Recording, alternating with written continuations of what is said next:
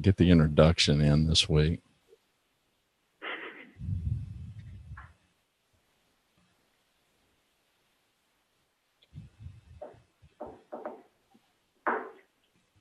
It's just the joys of live streaming.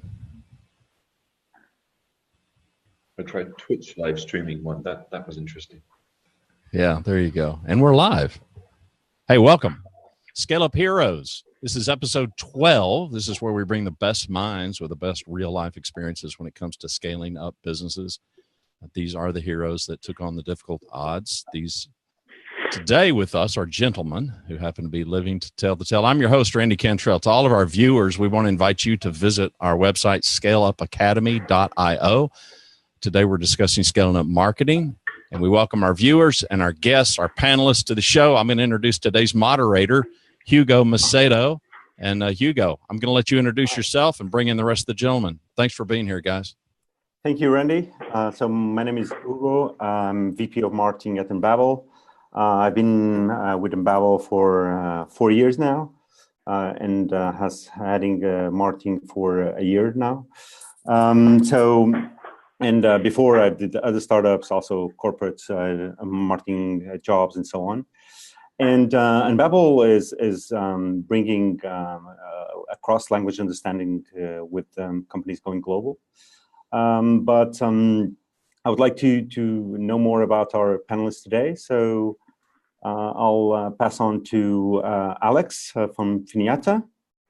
Can you introduce yourself and what your company does?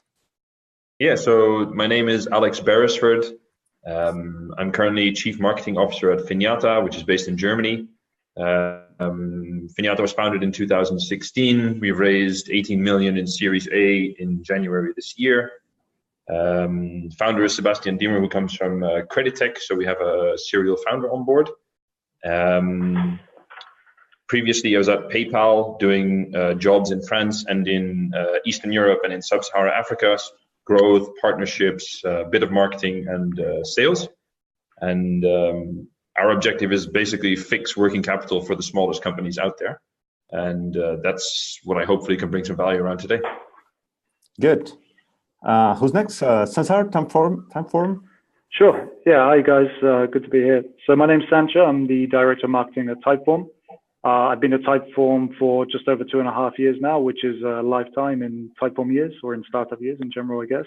So I joined when we were around just below 40 people, and we're now nearly 200 people. So I joined just at the beginning of the kind of rapid growth stage of the company.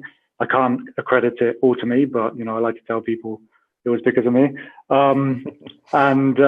Yes, for those who haven't heard of Typeform, Typeform is a way to collect information and data from your employees, your customers, your users, your audience in a conversational way. So if you think of the traditional web form, that's a very boring and unengaging experience. Typeform flips that on its head and makes it a much more interactive and engaging experience. So you get more and better data. Yeah, looking forward to the conversation today. Thanks for having me. Thank you. Oliver, LeadDesk. Thanks, Hugo. Thanks for having me. It's a pleasure. So I'm Oliver Sipinen. I work as head of marketing for LeadDesk. I've been at the company for about 3 years now, just short of 3 years. I joined LeadDesk right after their A round, at which point the company decided to want to focus a little bit more professionally on marketing. Before LeadDesk, I worked in performance marketing in a digital agency. I've worked in sales as well, so I have a colored background in that way. LeadDesk is a Finnish technology company, founded in 2010. At the moment, we're around 70 people. We provide a cloud-based call center software that helps our clients sell more efficiently. Okay, thank you. So today we're talking about scaling marketing. And I mean, when you hear about scaling marketing, it seems that it's all about spending more money, scaling the budget, but we know that it's much more than that. So I want to start the conversation thinking about, okay, the current, how do you see the evolution of your marketing channel? So where do you get the customers and the leads and all of that? How does it change over time? So we can talk a little bit more and about that. Also, how do you mix between consolidated channels versus things you want to experiment, you want to try different things. So who wants to go first? I can kick it off. Yeah, so one dimension that I think a lot of people don't speak about is you come into an organization that's already functioning, they've already got some stuff going on, there's some history, and sort of onboarding yourself in all of this. And then deciding, like, okay, do you stop it all or do you continue on what you have, is one of the interesting things that you face right at the start of the job, in terms of people coming into a startup. Then marketing channels grow oddly over time in Europe, from my experience, because especially if you're multi-geographical, it can vary extremely by country, sort of what works and what doesn't work. Like, you can have a playbook that works in country A, and you try and test this in country B, and it just does not work at all. So I think experimentation, especially when you have a multi-geographical setup, is super important. And like, from my experience, anywhere from 50% of your budget can go to experimentation any given month, because you need to generate information. Like, without information, you won't succeed. So I think I approach it from an information generation perspective. CPA is also important, but you can't drive CPA, you can't drive growth without information. Wow. Yeah, maybe I could quick.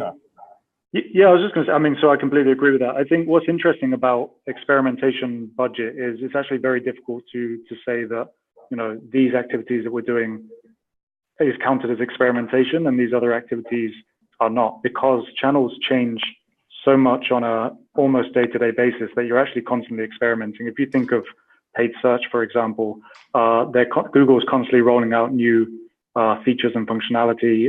You're constantly having to experiment with new ad copy. The ad copy that worked last week might not be working this week. So, you know, really everything is an experiment. I think what you need to keep an eye on is how much of your budget is bringing in customers at a desired CPA, and how much of it, you know, is blended into that, and then, you know, actually increasing your CPA to an unsatisfactory amount. And that's what you need to keep an eye on to understand if you're experimenting too much, let's say. So you need to make sure your portfolio is balanced between what you're pretty sure works and what is brand new territory. Yeah, I completely agree. I think all marketing in a way is experimenting, because everything is changing so rapidly, constantly. So you kind of have to constantly experiment and see what works. And as was said, what worked last week doesn't necessarily work this week anymore. It's interesting that we are all comfortable with this notion that marketing is all about experimentation. Everything is changing, so you're always experimenting, measuring, adapting. But does the rest of the organization understands that marketing is experimentation? How do you balance this? Well, you have to deliver the quarterly goals, but you also have to think about the midterm growth and what's the channels that's going to bring the new revenue for the rest of the year. How do you balance that, and how do you explain people this? Sorry. No, I was just going to say, I think that's a great question, and I think the short answer is it's very difficult. If you're talking to maybe a product growth team, for example, who really understands the importance of constant experimentation, constant failure, and constant learnings, then it's going to be easier to communicate. And maybe it's a bit more difficult for the wider org. The way I try and present everything that happens within marketing is as a portfolio. So if you think of every single initiative that we have, it's a balanced portfolio. And my job, or my team's job, is to make sure the portfolio is well balanced between high risk and potential high reward, and lower risk and potentially lower reward. So it's all about finding that balance. But if you present it as a portfolio, people understand that a little bit more.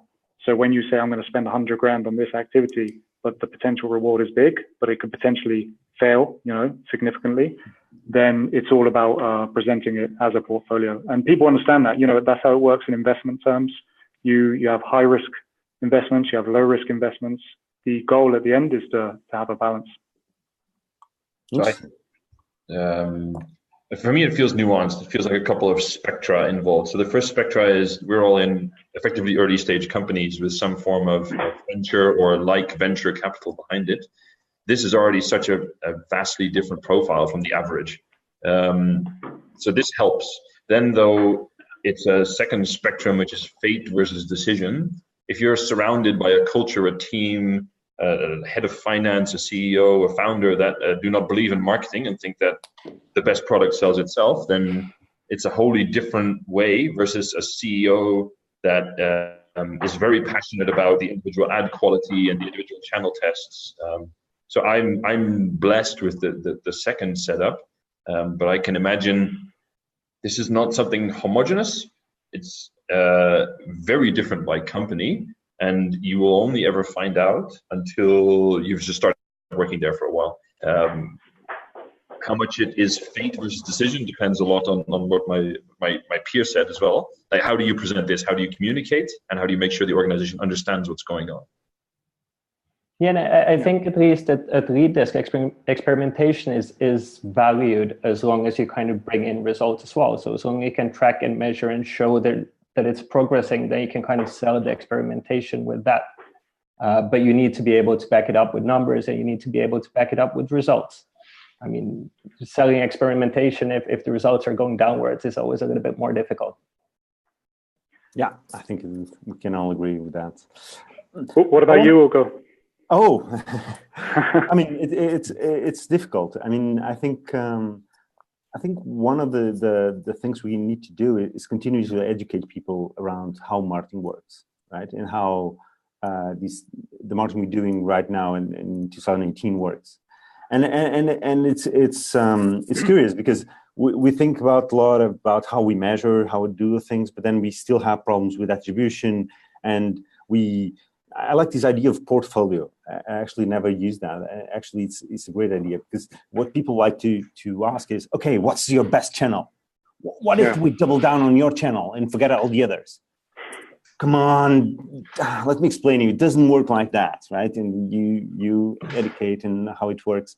So yeah, it's a challenge. I think it's a challenge. I think I have more a sales-driven organization, and it's a lot of sales mentality. So we have to do some education. I think it's part of it, and it's part of the job of me and the rest of the team. And but when to continually show the results and what we're delivering, and explain how we see the failure, things that are not working, what that fits into the whole picture. Yeah. So I think that's it. I want to change now to marketing technology. So there's a lot of, we all get this new marketing technology coming to us and promising a lot. So the big question is, how is marketing technology helping us to scale, right? How do you see that? And what's your perspective on that? Are you early adopter and you go after the technology, or you're skeptical? How do you choose what to try out? I'll go in first. So it still feels very much like a factory, sort of input, throughput, output is one way I've had somebody describe it, or a sausage factory or a breakfast factory or whatever. It's like what's coming in and what's coming out, and at the end of the day, in the middle, you have a bunch of humans involved. And you don't know what works, so you experiment, you find what works, and then you find a way to scale it. And I find that MarTech comes in at the scaling piece, where, okay, let's try and connect to 10 people on LinkedIn. Oh, that worked. Okay, now let's try and connect to 1,000 people on LinkedIn. Oh, I need software for this. I find that it sort of, you have an experimentation lab in your factory, and then when you find out that this breakfast sausage is the best stuff out there, or this working capital product or whatever, then you go and look at, and what is the scalable solution for this? On top of, say, a foundation of ways of talking to your customers, ways of automating interactions. I guess, though, this is also dependent on the segment you're trying to serve. So I'm not sure that answers the question, but to me, it feels like a factory, and you involve it at the right time in the factory. Yeah. Yeah, and I think we're probably all early adopters of MarTech to a certain extent. As marketers, we like to try marketing tools and technology. I think if you don't have a process around that, then it very quickly can go out of control. You've got not only, it depends how big your team is, obviously, but you can very quickly have people using the same software and not realizing, and you're not consolidating those plans. creating a budget issue. You can see, somebody sharing their updates on one tool and another person sharing it on a different tool. And very quickly, as you scale, that can become a problem. So I think in the early days, when you're a few people, process shouldn't be your focus with MarTech. Just try things out and see what works. And as you scale up, you need to think about the boring stuff, right? You need to think about the process, the budgeting, the consolidating your seats on the different plans and things like that. It's definitely what we've experienced. And it's really right now, we're about 20 people in marketing now. And it's just now that we're starting to think about those things. Yeah, I think when it comes to MarTech, it's you really have to make sure that you have enough time to then start using it and implementing and following it up. Because it's so easy just to grab whatever tool is out there because you want to try it. But then if you don't really put the effort into learning how it can serve you the best, then it kind of just becomes another tool on the shelf that you never use. And at least for us, whenever we choose a new tool or a new technology, it needs to provide us with some value. So either automate tasks or be able to help scaling up tasks. It needs to prove its value to us. Yeah, I mean, from our side, we see I think I agree with it's about scaling things that we can do manually, but I see it really has to be able to scale. I mean, we still we all have small marketing teams comparing to giant companies, right? And we need to pretend we're big, pretend in the sense that we want to be big. So how do you get there? And I feel that at the stage we are, and we need to compete for attention and get really the scale out there. It's a matter of I see the opposites, like being very creative and also very technological. So I believe this mix is what we're looking for. So we're still not there, but it's like, how can you maximize creativity and maximize the technology leverage, let's say, right? Exactly. I think we'll find this right spot, then we can pretend to be giants. You bring up something interesting there. So for the audience, sort of something very relevant that I've noticed recently is, let's say 5 years ago or so, somebody would come into the organization and learning Excel was very important, which is still important, but for other reasons. Like nowadays, your ability to train your team members on how Zapier works and how a REST API works is one of the largest force multipliers I can think of. Your ability in MarTech, not just to pick solutions, but also to connect them without requiring a developer is crucial, especially in early stage teams. Really take this connectivity into account, because you're going to end up with 20, 30 pieces of software. And if you can't connect them and get them to work together automatically, it's not marketing tech, it's marketing slow. So I'd say for the audience, really take that into account as well. Yeah, I mean, it can become a chaos. Just for our audience to understand, those not much into it, how much do you, kind of a rough number, do you invest in MarTech? Can you give us like a percentage of your budget or something like that? Yeah, so I can kick off. We only invest a couple of % of our total budget. So we invest very lightly in MarTech. There could be a good reason for that, because we're very low touch. So, most of our investment is automation and analytics, but we don't have to pay vast amounts for Salesforce because, we're not really sales driven. So we save a little bit there, I guess. But yeah, absolutely. So yeah. With us, off the top of my head, fluctuates heavily because sometimes you have these one-off projects, sometimes you have ongoing subscriptions. Averages out to about 15% of the budget, but that's also because we've recently raised our A round, and I think there's some upfront cost in sort of the 6 to 12 months after that, because in seed stage you tend to be running on some pretty lean things. So my percentage might be a bit out of whack because of that. Yeah, for us, I off the top of my head, I would say it's around between 5 to 10%. Let's put it that way. Really. Yeah, depending, of course, on the one-off cost that you have, but on the subscription level, I would say it's between 5 to 10%. All right, so we can agree 5-10%. It's a number that you can look for when thinking about this at this level. Let's go to the other opposite. So we talked about technology. Let's talk about people in the team and scaling the team, right? I think for me, at least, it's a big leverage point, but also, of course, a complex one, because people are people.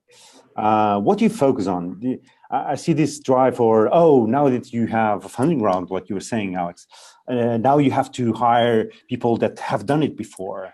Like you hire for experience, you hire for team fit, you hire for technical expertise. What are you looking for?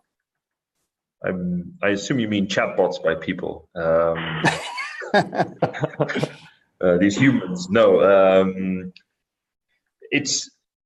this is so specific to geography, culture, products, segment. I'd say personally, I go for a soft skill angle. I think a lot of hard skills can be trained, and if you really need some heavy specialization, start with a freelancer or an agency and get very involved to extract the knowledge.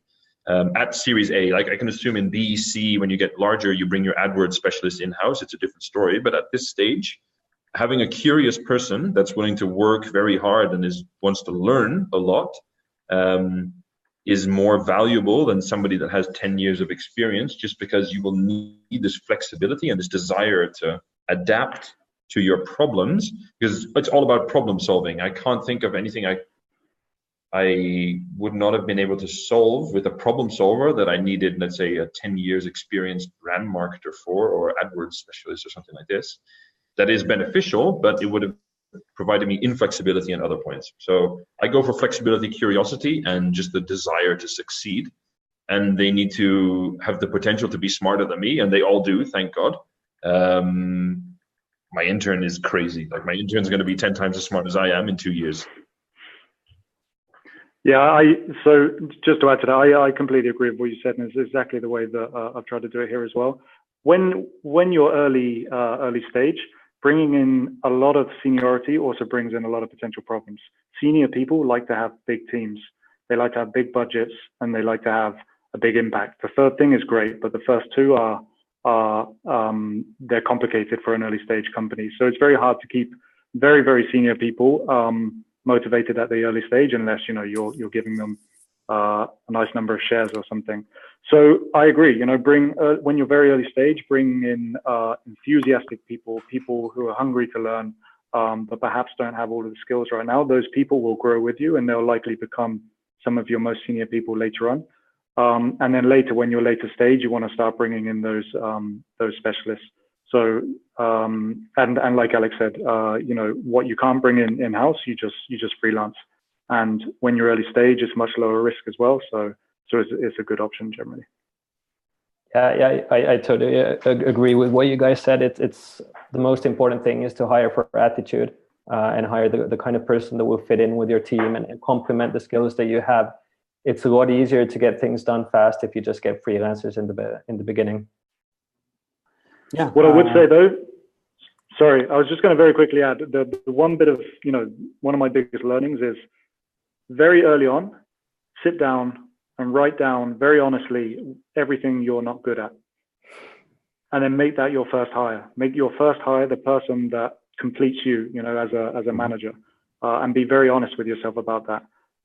In my case, I wish that I hired marketing operations very, very early on. I actually did it very late, and it's just night and day. Sometimes you get these hires and it's just completely night and day. So that would be my recommendation. Sorry, Hugo, to interrupt.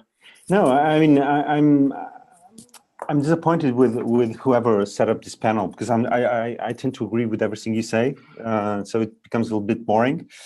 But I'm actually a motivational recruiter. So I hire for motivation and, of course, intelligence, but raw material, right? I think it's a raw material. And I think that the point you made, Sançar, is very, very important as you grow the team, is that you actually think about complements, right?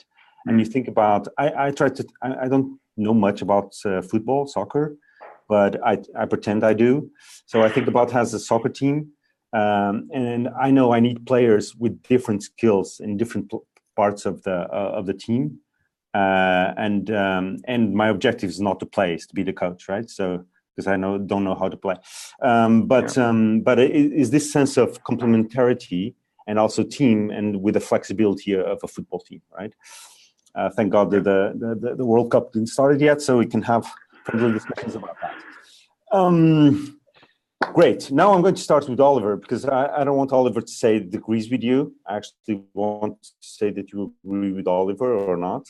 So, Oliver, I want to jump into scaling geographies, right? Of course, we all are playing in different countries, but do you think about expanding by country, and how do you think about that? So we actually already operate in 6 countries, and at LeadDesk we've taken what we call like a hyper-local approach. So whenever we enter a new market, we actually want to go there and open an office first to better understand the market. That being said, the product that we sell or the service that we sell, it is business critical. So it means that we really need to be close to the customer and understand the customer. So I understand that in that way, it wouldn't be necessarily the best fit for everybody.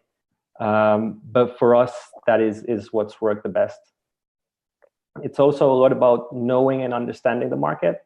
And if you don't have the local people on the ground talking with the customers and actually facing the customers, then it's really difficult to know exactly what it is that the customers want. So that's what worked for us. So you have local marketing people in different countries? Oh no, we have sales offices. Marketing we have centralized in Helsinki in our Helsinki office. But you adapt any of the marketing to these countries? Yes, we try to hyper localize everything we're doing. Again, that being said, it's because for our customers, it's extremely important that they feel that we are a local team and a local player. All right. Alex. Yeah, I think I'm repeating myself. It depends on the product, the culture, the geography, like EU versus US versus LATAM. So I had. What do you do in the US? Actually, if you mind, I'd prefer to talk about Africa, because US is English speaking and we can read so much about it. Worked on Africa at PayPal for a short time, and I think that there it became clear, and working now with Finiata, where we also prefer emerging markets, you have like the Western Hemisphere, and then you have 200 unique nodes, which are the rest of the countries, and each of these nodes has very much little in common, other than maybe an alphabet or some remnants of a previous empire. And if you want to go to market in these individual countries, you basically need complete new skill sets from the ground up, which means I agree with Oliver, like hyper local approach in terms of skills, cultural understanding, etc. Language as well. Like if we talk about the US, it's 50 countries, but it's the same language. Actually, more. It's maybe 3 languages now: like English, Spanish, and forgetting the third largest language. In the EU, you're talking about the EU languages, and then you're talking about all the immigrant languages as well. So, for example, in Germany, you have a massive Turkish population. So you don't have one language; you're operating in 3 different languages, and you get expats as well. It's all about like being super honest that you, quite frankly, are not part of the majority of the target audience because you're just from some culture and you live in a bubble because you're in a tech startup and you are a digital native and blah, blah, blah. Whereas your target audience is very often not, and they are so different that I would summarize the whole discussion as realizing you have no idea who you're trying to deal with, understanding this, and then solving from there is the way that we approach it. But in practical terms, what does it mean? It means about marketing research. It's about people on the ground. How does it affect your marketing? So I talk with some other companies, and based on my own, from my experience, some channels can be centralized, some channels cannot be centralized. You can have either a centralized marketing team that is dedicated to countries, or you'll have country managers that have their own local marketing teams. We're a bit of a hybrid where the country managers can walk up to my marketing people and say, hey, I have this idea, execute. Depends on the culture of the company, but there are multiple operating modes, either hyper-centralized, hyper-localized, or somewhat hybrid, somewhere in between. And this includes channel budget, also finance team, which is one of your main stakeholders, your product team. yeah, I don't know if that summarizes it. I find it hard to say practically because for every company, it's going to look very different. Yeah. Sançar, what's your take? Yeah, so Typeform is based in Barcelona in Spain. It was founded here. This is where our main office is, our HQ. But our focus audience, our target is the US. And the reason is because we're interested in two things. One, growth. So yes, we want to grow revenues. But two, we're also interested in creating a world-renowned brand. And for us to do that, we want to dominate the US in that terms. So it poses challenges. It's got both pros and cons, as most things do. So the pros are the competitive advantage of being in a place that you pay considerably less for office space, for talent even, for perks and all of that kind of stuff. So, the cost of 200 employees in Barcelona is much cheaper than 200 employees in Silicon Valley.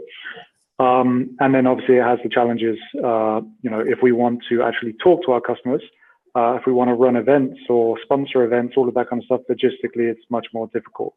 But what we need to do is make sure that we're always very well connected with our audience in the US. So we hire people who know that audience, that appreciate that audience, and can constantly improve their knowledge of it. So that's our biggest challenge, the fact that we're not in the place where we focus most of our marketing. That said, we have just opened up a very small office in San Francisco. How much of your marketing team is not in Barcelona? One person is in San Francisco from the marketing team. We're 20 in total, more or less. So yeah, we have one person out there. So actually our San Francisco office is more connected to our developer advocacy, so that we're in the ecosystem. So that's where we actually have to have the one-to-one meetings. We need to speak to people. We need to take people out for dinner, all of that kind of stuff. From a marketing point of view, we're very much an inbound marketing team. So, we have really talented content people here, really talented designers. So we don't need to be in San Francisco or anywhere else in the US to produce that, to retain those skill sets. All right. So, conversation is going well, but fast. I want to think outside of marketing. So marketing cannot scale alone, although we wish. We depend, or other departments, other groups, other teams are depending on us. What needs to happen across the organization so that there's no friction on the marketing, on scaling marketing? So let's define the purview of marketing, because you can have marketing as sort of an operational manager that's managing an AdWords channel, or you can have somebody that's doing product strategy, pricing strategy, the entire marketing and all customer touch points. So which ones would you like to cover? Your case. Okay, so that's the latter one. And what was the question again? Just so I make sure I answer quickly. So what other teams need to scale for marketing to scale without friction? So we're in an automation and AI-driven business. Data science is the first one that needs to scale to be able to keep up with demand and automate quick enough. The second one is customer-facing roles, customer support, sales, and then in our case, because we're in the credit industry, we also have underwriters. So I'd say across the board, you're really looking at data science and your customer-facing roles to scale the fastest, and you're looking for underwriting to become more efficient over time. This is specific to fintech and to the credit business. From our perspective, we're like I said, we're a mostly an inbound marketing team. So what needs to scale with us is design. So we have a separate creative team, and data is also important, so that we're constantly getting better at tracking and attribution, and customer success, because if we do our jobs well and we bring in enough people, then customer success needs to be there to support the customers. Good problems to solve. Yeah. Yeah. What about you?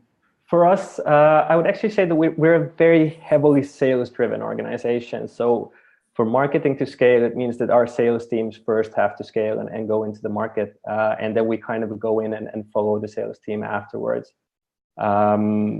So it is highly linked to the sales processes that we have and the sales teams that we have. Yeah.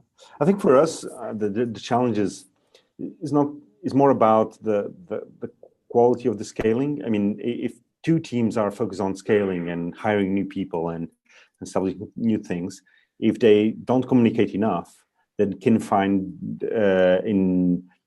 after some time they are in a different direction. I think that's the most of the challenge. Like, could be marketing and sales, could be marketing and product. So I feel more and more a constant need of a word that I'm a bit scared, because it reminds me of my corporate years, about we need alignment and we need all these fluid conversations that we all know what we're doing, because sometimes we're so focused on each team is so focused on their, I don't know, what their plan, and if we don't keep looking around, we probably are going in slightly different directions, because over time that compounds and we're doing different things. So I think that's for us what I'm concerned, or at least I need to be aware of, and to manage that with the other teams. Yeah, I think it's one of the biggest problems out there, probably for most of us, right? Having that alignment across the org.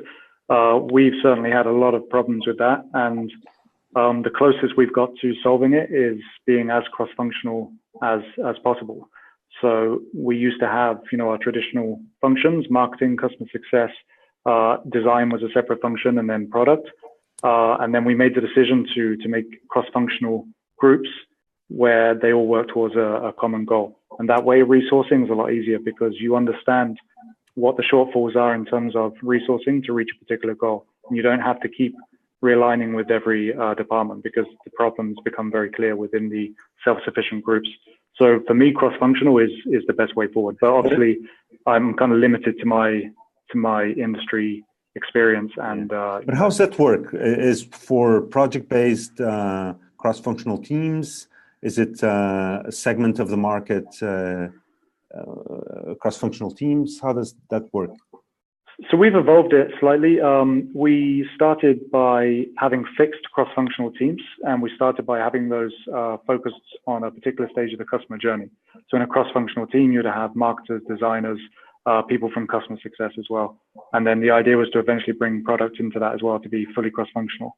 Actually, we found that fixed team structure didn't work so well. We just couldn't be very agile. We found that we had too many resources on some teams and not enough on others, but then it was never predictable enough to move those resources permanently.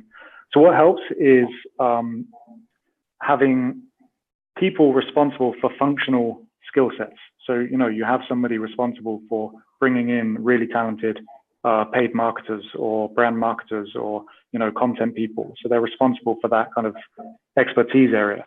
And then you use OKRs to decide what is the biggest problem we need to solve this quarter. And then you form cross-functional groups around those problems. And those groups could change slightly quarter on quarter. And you get different people working with each other. You get different perspectives, different skill sets. And generally, you tend to get a lot more done and less time needed for alignment. All right, interesting. All right, people, being conscious of time, I want to just have final words from everyone. I don't know, what would be the thing that you would like people not to forget about the challenge of scaling marketing? I'd say sort of two things. The first one is the list of things you're not going to do is longer than the list of things you're going to do. It is so easy to get this torrent of ideas without any productivity whatsoever. And then this is compounded by the fact that people say, oh, but doing a marketing test is so simple. But then you look down the tracking and you look at the performance, and then you realize that you can only do so much in a given set of time. The second one, I would say, and this is what I'm a passionate believer about, is averages really don't matter. If you're not looking at everything broken down into deciles, into medians, into the statistics of it all, quite frankly, if you're a marketer and you don't know statistics, then you probably don't know what you're doing. You should go and learn statistics before marketing. And then by now, you should probably go and learn computer science before marketing, and then go and do marketing, because your traditional marketing skills are not going to be that useful nowadays. They do have their use. I'm not saying they're useless, but this is a very different profession than what I conceived from 10 years ago. Interesting. Thank God I'm an engineer. You're probably going to hate my answer then, Alex. Finally, there's some disagreement. 40 minutes later. No, we're all. But I don't disagree with that. And at least if you don't have those skills, make sure you have someone who does have those skills. Like I said, find the person or the people that can complete you, not in a romantic sense, but in a marketing sense. So I guess what I've learned is that one of your biggest assets as you scale a marketing team and as the company scales around you and the complexity scales around you and as the number of stakeholders scales around you and the budgets get bigger and the investors get more demanding, one of your biggest assets is having a good communicator who can not only communicate well to your audience and your users, but internally as well. You need to represent your team because first thing is everybody's a marketer. Everybody thinks they can do marketing better than you can. And nobody understands the value you're adding. So the best thing you can do is be a good storyteller and communicate what you're doing, why you're doing it. And that way you'll free up a lot of your own time. When people buy into what you're doing through your storytelling, you'll find that you can just get on with stuff and people support you and people believe in you.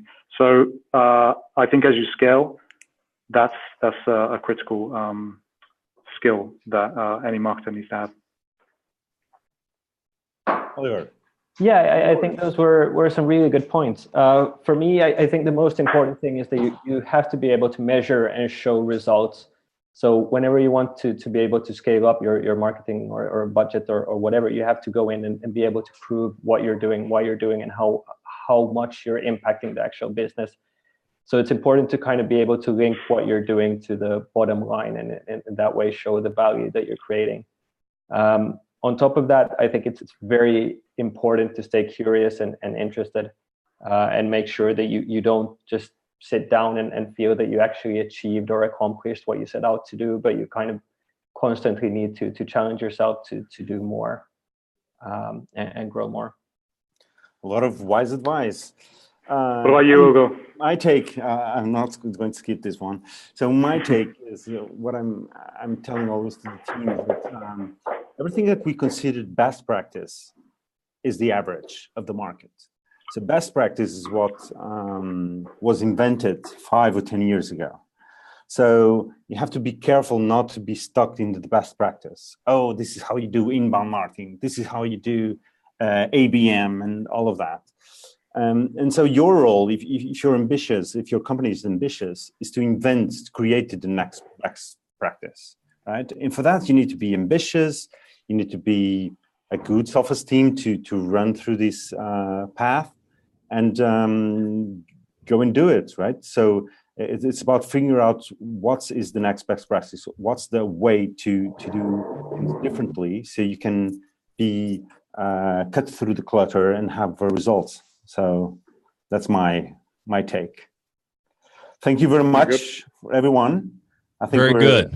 It was great. You did good. You all did good. Yeah, and you're kind of on time, but no, it's excellent. We appreciate, first of all, we want to appreciate the audience, Facebook Live, and those of you that will be watching the recorded. A special thank you to you and to all of our panelists today, and you go for leading the conversation. We want to invite everybody to visit our page, scaleupacademy.io, to learn more about us and what we do. And if you find these live shows valuable, we would ask that you hit that like button and share today's show. Tomorrow, we are going to bring you a special episode. This is the first ever for us to bring you 2 shows in 1 week. Tomorrow, we'll talk about scaling up talent right here on Facebook Live at the same time. I'm your host, Randy Cantrell. Hope you will join us tomorrow and have a great Monday and a great week, everybody. Thanks. Bye. Thanks, everyone. Thanks. Bye. Cheers. Bye.